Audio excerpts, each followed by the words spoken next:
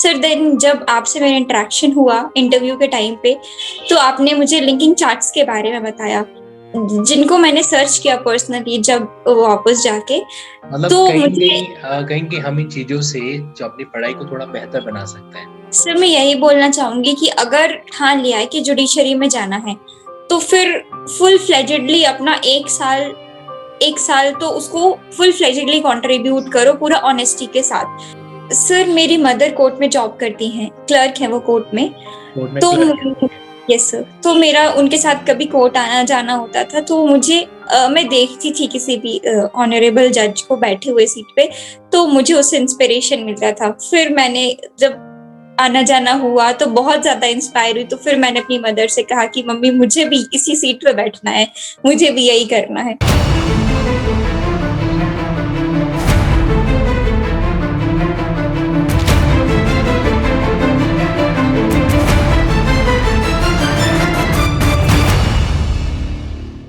Hello and नमस्कार। Madhya Pradesh civil जज, मतलब भारत के अंदर मध्य प्रदेश के अंदर आप सिविल जज बने हुए हो और साथ ही साथ में आपने दूसरे स्टेट जुडिशरी के भी इंटरव्यू एग्जामिनेशन तक अपना जो है मेहनत का डेडिकेशन पहुंचाया है, वो अपना में अलग ही बात होती है। ऐसे ही एक कैंडिडेट्स जिन्होंने जिनकी लाइफ का इंस्पिरेशन भी अपने आप में अलग है। आज जो आप जिन कैंडिडेट से बातचीत को ऑब्जर्व करने वाले हो ना, मैं चाहता हूँ आप उनसे 4 चीजों के बारे में अच्छे से सुने। नंबर 1 चीज कि इन्होंने खुद को इंस्पायर कैसे किया और कब किया जुडिशरी के प्रति। नंबर 2, पढ़ाई करने के तरीके के अंदर, पढ़ाई करने की जो अप्रोच होती है उसके अंदर कोई भी रुकावट आ जाए, मतलब जब ये आरजेएस का एग्जाम देने आ रहे थे तो उसके चंद दिनों पहले इनकी की पूरी फैमिली जो है कोरोना की थर्ड वेव की चपेट में आ चुकी थी। ऐसे टाइम में इनके पास बहाना था कि भाई मेरे को कहीं नहीं जाना है, इस बार एग्जाम क्विट कर देती हूँ, छोड़ देती हूँ। बट फिर भी कहते हैं ना कि हौसलों के आगे जो रास्ते हैं वो छोटे पड़ जाते हैं। दूसरी चीज ये आपको देखना है। तीसरा, इनकी पढ़ाई की मेथड में किस तरीके से ये जैसे प्रायोरिटी देती है मॉडर्न टेक्निक्स को, कि किस तरीके से हमें चीजों को लिंक करना चाहिए वगैरह करना चाहिए। मेडिटेशन अपने आप में कितना बड़ा रोल प्ले कर सकता है वगैरह वगैरह, वो चीज। और सबसे इंपॉर्टेंट चौथी वाली बात, इंटरव्यू के अंदर किस तरीके से सवाल पूछे जाते हैं और आपको किस तरीके से तैयारी करनी चाहिए। हेलो मानसी अग्निहोत्री जी, कैसे हैं आप? हेलो सर, मैं बढ़िया हूँ। सबसे पहले मैं सबके बिहाफ पर कह देता हूँ बहुत अच्छी स्माइल है आपकी। और मुझे ऐसा लग रहा है कि आपका जब कोर्ट लगेगा तो कई बार मुजरिम खुद कह देगा ठीक है जज साहिब आप तो सजा दे दो, बस जो दोगे हमें मंजूर है। No sir. मानसी जी, ये आपका मध्य प्रदेश में पहला अटेम्प्ट था, करेक्ट? Yes sir. तो पहला अटेम्प्ट था तो क्या आपने एलएलबी के दौरान ही पढ़ाई स्टार्ट कर ली थी या उसके बाद स्टार्ट किया था? किस तरीके से चला सीन आपका? सर मैंने बचपन में ही फिक्स कर लिया था कि मुझे जुडिशरी ज्वाइन करनी है, तो मैंने एलएलबी के साथ ही अपनी पढ़ाई शुरू कर दी थी। लेकिन फुल जो पढ़ाई, अच्छे से जो पढ़ाई होती है एग्जाम के लिए, वो मैं, क्योंकि लॉकडाउन था सर, तो लॉकडाउन से मैंने शुरू करी थी। लॉकडाउन से शुरू किए थे। देखो यहाँ पर एलएलबी के साथ कहीं की पैशन जो है वो उनका जिंदा हो गया था और उसके बाद इन्होंने फुल फ्लेज के अंदर एलएलबी के बाद में चीजों को स्टार्ट करना शुरू कर दिया। मानसी जी, अगर मैं बात करूं इंस्पिरेशन का, तो आपके माइंड के अंदर जज बनने का ये जो ख्वाब है वो किस तरीके से आया? कुछ इसके बारे में बताइए। सर मेरी मदर कोर्ट में जॉब करती हैं, क्लर्क हैं वो कोर्ट में। कोर्ट में तो क्लर्क है, ओके। यस सर, तो मेरा उनके साथ कभी कोर्ट आना जाना होता था, तो मुझे मैं देखती थी किसी भी ऑनरेबल जज को बैठे हुए सीट पे, तो मुझे उससे इंस्पिरेशन मिलता था। फिर मैंने जब आना जाना हुआ तो बहुत ज्यादा इंस्पायर हुई, तो फिर मैंने अपनी मदर से कहा कि मम्मी मुझे भी इसी सीट पे बैठना है, मुझे भी यही करना है। तो फिर वहां से मुझे इंस्पिरेशन मिली। एक सवाल आपसे जानना चाहता हूँ मैं, आउट ऑफ क्यूरियोसिटी। आप जब पहली बार कोर्ट गए थे जहां पे आपकी मम्मा जॉब करती है, उस समय आपकी उम्र तकरीबन कितनी होगी? सर मैं बहुत छोटी थी, ऑलमोस्ट 2 से 3 साल की थी मैं। बस? क्योंकि यस सर। ओ हो, मतलब आप जब पहली बार कोर्ट गए, देख लो भाई, समझ लो इस बात को। कहते हैं ना कि विधाता जिसको जहां पे ले जाना चाहता है ऑटोमेटिकली लेके चला जाता है। तो 2-3 साल की उम्र के अंदर इन्होंने पहली बार कोर्ट विजिट कर लिया। और हमारे में से कई कैंडिडेट जो है 20-25 साल तक एक बार भी कोर्ट नहीं जाता, लेकिन ड्रीम जुडिशरी का देखते हैं। नहीं, आप लोग भी कोर्ट जाइए। अच्छा, कोर्ट जाने से क्या ऐसा फीलिंग है जो आपको किताबों के अंदर नहीं मिल सकता? मानसी जी, ऐसा कुछ एहसास कभी आपको हुआ? Yes sir. सो प्रैक्टिकल तो कोर्ट अलग ही होता है, मतलब बुक्स में जो हम देखते हैं, बैरक्स में जो हम पढ़ते हैं, वो शायद डिफरेंट है कोर्ट। तो वहां पे नॉर्मल एक तो पब्लिक के बीच में इंटरेक्शन होता है, एक प्रेसाइडिंग जज जो होते हैं वो लोगों को रेमेडी देने के बजाय लोगों को समझाते हैं कि पहले अगर शॉर्ट आउट हो रहा है मामला तो फिर उसको पहले बाहर करो बाहर कर लो, नॉर्मल। जहां तक हो सके कोर्ट के प्रोसीडिंग में मत आइए। एग्जैक्टली। तो वो वो चीज है। बहुत डिफरेंट होता है। मतलब कहीं की जो कोर्ट खुद कहता है कि भाई तुम लोग हो सके जहां तक तो है आउट ऑफ आपस में समझौता कर लो, समेट लो, क्योंकि कोर्ट की कार्रवाई लंबी भी चलेगी वगैरह वगैरह। तो आप लोगों से मेरा ये कहना है कि कोर्ट जाओ, जाके ऑब्जर्व करो, वहां के जज को देखो, कोर्ट के माहौल को देखो। इससे क्या होता है, एक मन में इमोशन, एक फीलिंग आती है जो हमें जज बनने के लिए हमेशा इंस्पायर है, जो करती है।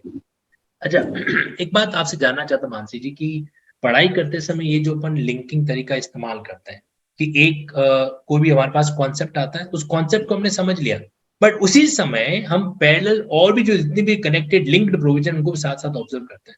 आपके अकॉर्डिंग ये मेथड कितना इफेक्टिव है, बताइए। सर आई थिंक ये बहुत इम्पोर्टेंट है। सर सबसे पहले तो जब प्रिपरेशन स्टार्ट कर रहे हैं तब बेसिक कॉन्सेप्ट क्लियर होनी चाहिए। उसके बाद जब कोई भी स्टूडेंट या एस्पिरेंट है, जब वो दूसरी या तीसरी बार रिवीजन कर रहा है, तो उसको ये लिंकिंग लॉज जो है ये बहुत इंपॉर्टेंट होते हैं। सर देन जब आपसे मेरा इंटरेक्शन हुआ इंटरव्यू के टाइम पे, तो आपने मुझे लिंकिंग चार्ट्स के बारे में बताया, जिनको मैंने सर्च किया पर्सनली जब वापस जाके। मतलब तो कहीं मुझे कहीं कहीं कहीं हम इन चीजों से जो अपनी पढ़ाई को थोड़ा बेहतर बना सकते हैं, और मुझे खुशी मिलती है कि किसी भी स्टेज पर, चाहे एलएलबी की स्टेज हो या कोई भी स्टेज हो, अगर किसी बच्चे को ऐसा गाइड मिल रहा है जो लिंकिंग हो। क्योंकि मेरा व्यक्तिगत ही मानना है कि कम समय में ज्यादा प्रोडक्टिविटी लाना सेक्शंस के बारे में, प्रोविजंस के बारे में जरूरत है एग्जाम के पर्सपेक्टिव में। ठीक है, तो इसीलिए जैसा आप मेरे बैकग्राउंड में देख पा रहे हो, लिंकिंग चार्ट्स ये भी मैंने इसीलिए बना रखे हैं ताकि कोई भी कैंडिडेट जो सेल्फ स्टडी कर रहा है या फाइनेंशियल प्रॉब्लम के कारण नहीं कर पा, तो कम से कम इन चार्ट्स का बेनिफिट लेके मेडिटेशन वगैरह कर सके। अच्छा पिंकी जी, अब मैं मानसी जी मैं लास्ट पॉइंट पे आता हूँ कि इंटरव्यू का जो दौर था, आपने आरजिस के भी इंटरव्यू दिए और आपने एमपीसीजी का भी इंटरव्यू दे रखा है। ठीक है, क्या इंटरव्यू के सवालों को आपने कहीं पर नोट डाउन कर रखा है? यस सर कर रखा है। कर रखा है, तो भाई खुश हो जाओ, मुस्कुरा लो, क्योंकि कहीं न कहीं आप लोगों के बिहाफ पर मैं एक रिक्वेस्ट करने जा रहा हूँ मानसी जी। मानसी जी, हमें हमारे लॉ लिंकर्स के लिए वो सवाल चाहिए। अब ये सवाल हमें कहाँ से मिलेंगे, फटाफट बताइए। सर अभी मुझे एग्जैक्टली तो सारे याद नहीं है कि वो लिखे हुए हैं, बट एग्जैक्टली जितने तो आप मेरे को बाद में भेज देना और मैं इनको फॉरवर्ड कर दूंगा। ठीक है, ये हम एक सांठ-गांठ कर लेते हैं। अभी जो ये आपका एक्सपीरियंस रहा इंटरव्यू के अंदर, उसके बारे में बातचीत अपन करते हैं। जैसे पहले एमपी से शुरू करते हैं। एमपी में आपके सामने कितने जजेस बैठे थे इंटरव्यू बोर्ड के अंदर? सिर्फ 3 जजेस बैठे थे। 3 जजेस बैठे, कोई भी फीमेल जज थी वहां पे? यस सर, एक फीमेल जज थी, बाकी 2 मेल जजेस थे। ओके, सवाल जब आपका इंटरव्यू कितने मिनट चला?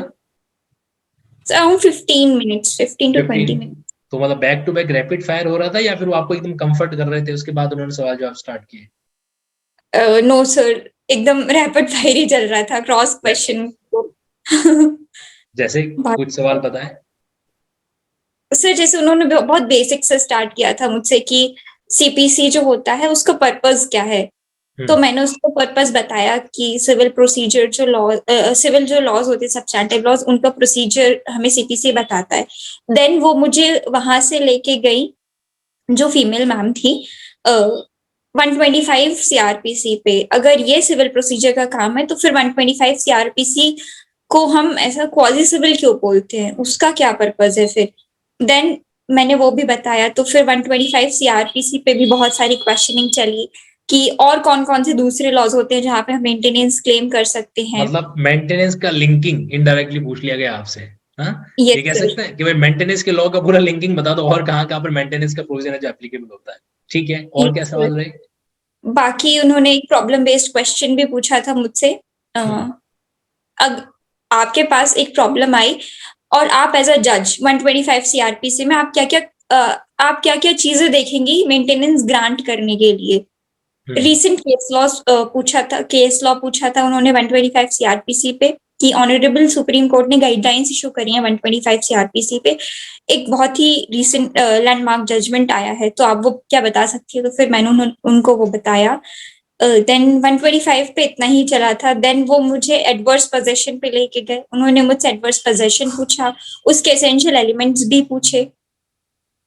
उसके बाद कॉन्स्टिट्यूशन आर्टिकल 300, आर्टिकल 300A, इतना ही मतलब मुझे अभी इस तरीके से जनरली सारे टॉपिक वगैरह रहे आपके। अच्छा, डिफिकल्ट किसको मानते हो, आरजेएस का इंटरव्यू डिफिकल्ट रहा या एमपी का? सर दोनों, मतलब कॉन्सेप्ट वाइज तो दोनों ही पूछ रहे थे, दोनों स्टेट्स ही पूछ रहे थे, बट राजस्थान में वो लोग बहुत काम थे, कंपोज थे, सामने वाले को स्टूडेंट समझ के मौका दे रहे थे बोलने का कि ठीक है एक्सप्लेन कर दो। और एमपी के अंदर पूरा रैपिड फायर चल रहा था एकदम। एमपी के अंदर तो वो कंप्लीट ही करने का मौका नहीं दे रहे थे और क्रॉस क्वेश्चन पहले हो रही थी, तो वो बहुत ही इसीलिए डरावना। इसीलिए मैं लिंकिंग लॉ का सारा काम काज राजस्थान से ज्यादा चला रहा हूँ, इसके लिए काम रहना पड़ता है। तो मतलब कुल मिला के राजस्थान के इंटरव्यू बोर्ड में कितने मेंबर बैठे थे? 3 मेंबर थे या 2 मेंबर थे? 3 मेंबर्स थे सर। 3 मेंबर थे, ओके। तो चलिए ये यस सर। सारी बातें रही। अब देखो आप सबके सामने मैंने मानसी जी से प्रॉमिस तो ले ही लिया है कि इनकी जो क्वेश्चंस होंगे वो मैं आप लोगों के साथ शेयर करूंगा, ताकि आप लोग भी इनके से ऑब्जर्वेशन लें, और इनकी इस जिंदगी से, इनकी इस बात से आपने क्या क्या सीखा है ये आप मुझे जरूर बताना। मानसी जी, कोई ऐसी बात जो आप हमारे कैंडिडेट्स के लिए कहना चाहते हो, लॉ लिंकर्स को कहना चाहते हो, कि पढ़ाई करते समय कोई ऐसा कोई चीज हो वगैरह हो ध्यान रखना चाहिए, कुछ बात बताना चाहते हैं तो प्लीज बताएं। Yes sir. सर मैं यही बोलना चाहूंगी कि अगर ठान लिया है कि जुडिशरी में जाना है, तो फिर फुल फ्लेजेडली अपना 1 साल, 1 साल तो उसको फुल फ्लेजेडली कंट्रीब्यूट करो पूरा ऑनेस्टी के साथ। खुद से सर ऑनेस्ट रहना चाहिए। अगर खुद से ऑनेस्ट है तो फिर उसका रिजल्ट हमें एग्जाम में दिखता है। Sir apart from that discipline होना चाहिए। अगर आपने सोचा है तो फिर 1 साल कुछ भी मत करो, सिर्फ पढ़ाई और जुडिशरी की तैयारी ही करो। एटलीस्ट 1 साल तो आपको देना ही होगा, और 1 साल एग्जाम में डेडिकेट दिखता है। करना ही पड़ेगा, एग्जैक्टली। Yes sir. तो ये थी हमारी मानसी जी की कहानी। कमेंट बॉक्स में मुझे जरूर बताना कि आप लोगों को देखा कितनी सहजता और सिंप्लिसिटी है कि बातचीत के अंदर, इनके गेस्चर के अंदर, इनके एक्सप्रेशन के अंदर। ये चीज अपने आप में, कहते हैं ना कि बाहर का जज बनने से पहले अंदर का जज बनना पड़ता है। तो आपको इनके अंदर, इनकी पर्सनैलिटी के अंदर एक जज की छवि किस तरीके से सहजता से दिख रही है ना? इस बात को अप्रिशिएट जरूर कीजिएगा। And thank you so much Mansi ji. मैं बार बार आपको अधिकार से, हक से बुलाता रहूंगा, ताकि हमारे कैंडिडेट्स को इसी में और मोटिवेट किया जा सके। ठीक है? लिंकिंग लॉ का फैमिली बहुत प्राउड फील करता है, आपकी सक्सेस पर हमेशा प्राउड फील करेगा। And wish you all the best and congrats. ठीक है? एग्जाम के अंदर किसी कारणवश आपको टाइम पे लिंकिंग चार्ज नहीं पहुंचे थे ना, मैं अभी डिलीवर करवा देता हूँ, क्या पता शायद काम आ जाए। ओके? Yes sir. ये जो टोकन ऑफ रेस्पेक्ट है हमारी तरफ से, आपके लिए लिंकिंग चार्ज डिलीवर होंगे। ओके? चलिए मानसी जी, थैंक यू सो मच।